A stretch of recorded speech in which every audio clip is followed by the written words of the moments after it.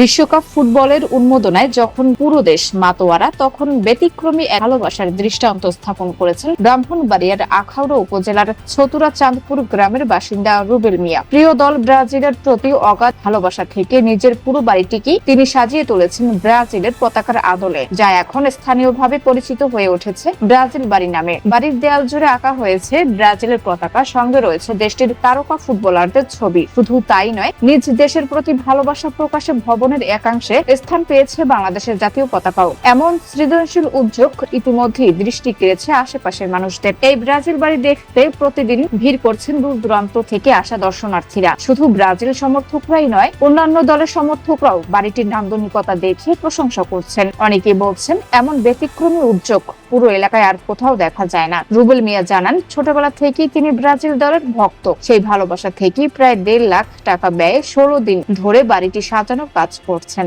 এখনো কিছু কাজ বাকি রয়েছে। তার আশা, প্রিয় দল ব্রাজিল এবারের বিশ্বকাপে দারুণ পারফরম্যান্স দেখিয়ে শিরোপা ঘরে তুলবে। স্থানীয়দের মতে, রুবেল মিয়ার এই উদ্যোগ শুধু ব্যক্তিগত ভালোবাসার প্রকাশ নয়, বরং এটি বিশ্বকাপ ঘিরে গ্রাম বাংলার উচ্ছ্বাস ও আবেগের এক অনন্য প্রতিচ্ছবি। সানিয়া খান, তালাশ, বিডি, ঢাকা।